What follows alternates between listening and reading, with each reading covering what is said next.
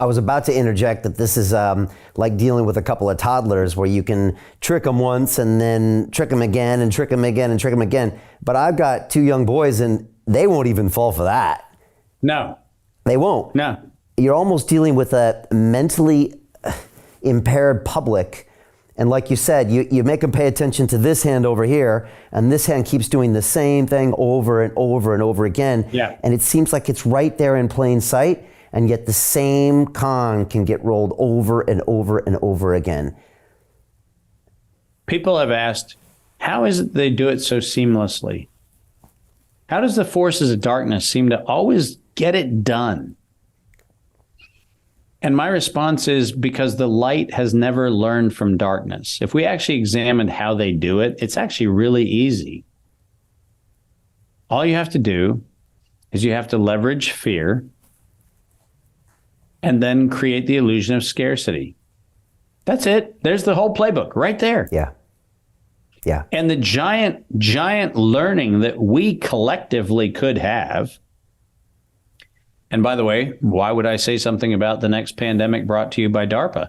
Well, I'd say it because I'm actually using the agency of fear, maybe, to wake people up to maybe that's the problem. Maybe public health delivered through the Department of Defense is a bad model. Maybe the Department of Defense should stick to Department of Defense stuff. And maybe biologic weaponization of nature is probably not in the remit of what we should actually have our men and women in the armed forces focused on. We should be focused on things like, I don't know, the things we take oaths to defend, like all enemies, domestic and foreign. I'm sorry. I just read the evidence of enemies, domestic and foreign. And I haven't seen a single person who's taken that oath stand up and keep their oath. That's a problem. And I get your point about Bobby Kennedy, as in as soon as he has that vaccine discussion, it takes the focus off the bigger picture. One thing That's he has, exactly right. Yeah. One thing he has said when he gets into office is he wants to abolish a lot of these connections between these health agencies and remuneration and patents and things like that. He has talked about that, or even CIA and some of those. So he has put out some bigger picture ideas that would potentially stop some of this. Yes or no? Certainly. And listen, credit where credit's due. He's the only one even hinting at it, right? Yeah. So far. And by the way, Ron DeSantis has had the information about the criminal nature of this thing for at least a year and a half. Ron DeSantis has unambiguously, as a governor, been the person who did, in fact, impanel a grand jury. But if you go back and look at what he impaneled, he did not impanel a grand jury to look at the crime.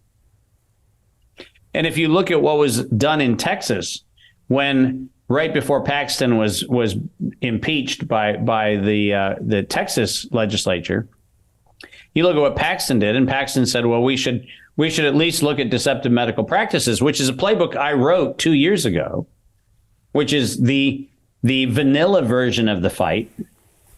I can confidently say that Bobby and Ron and Ken have taken steps down the pathway of at least going, hey, people, there's a bigger issue. But my problem is really simple. My problem is they're still couching it in terms that are the terms of the incumbent architects of the problem, right? Nobody's talking about the fact that the Department of Defense budget for what they call biological and chemical weapons readiness is something that we should be concerned about because they're the ones manufacturing the agents. We should be concerned when they fund people who actually use terms like biowarfare enabling technology.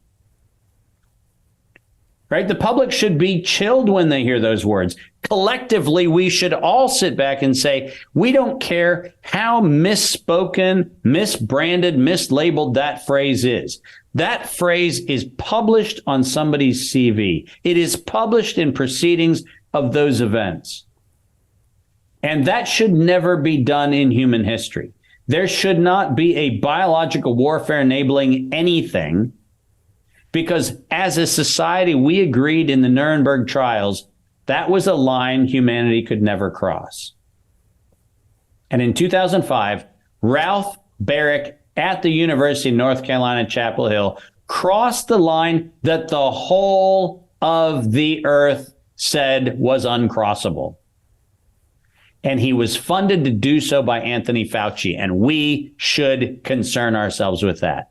So Jim Rickards has just recorded a video that's not available to anyone in the public, and he's going to be talking about how this upcoming recession is going to be fast, it's going to be bloody, it's going to be nasty. But at the same time, he's going to show you how you can position yourself to profit from all of this chaos. Now, we've made this video only available to our viewers. Go to londonreal.tv/Jim. Watch that immediately. I can't say enough good things about Jim Rickards. He understands the global economic system better than any guest I've ever had on London Real. His predictions are almost uncannily true, and you can learn how to profit from his vision, from his expertise, and his understanding of economics. So go to londonreal.tv/Jim or click the link below. It's an excellent, excellent look on what's going to happen in the future and how you can position yourself to profit from that. Jim is one of the best in the business, one of my favorite guests on London Real, and he's very, very good at predicting the future and showing us all to profit from it. So click the link, and I hope you enjoy.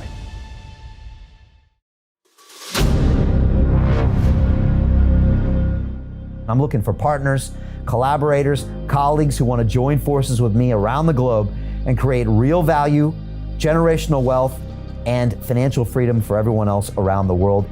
Get involved in the cryptocurrency markets, get involved in the NFT markets. This is your moment. Life all comes down to a few moments. Don't let this pass. Now it's not too late. Next year's going to be too late. Ultimately, this is about freedom. That's the way I see it. This is about giving power back to the people and enabling billions of people worldwide to use the financial markets to improve their lives and those of their friends and their families and their communities. Honestly, I think it's a violation of human rights not to allow people basic access to financial services. Because right now people are being kept in the dark, they're being robbed of education, and it's a travesty. And so I'm looking for people that want to join me and be a part of this solution. And that all happens inside the DeFi Academy. The gains my students are making are absolutely amazing. Double, triple digit gains in the first month alone. That's amazing.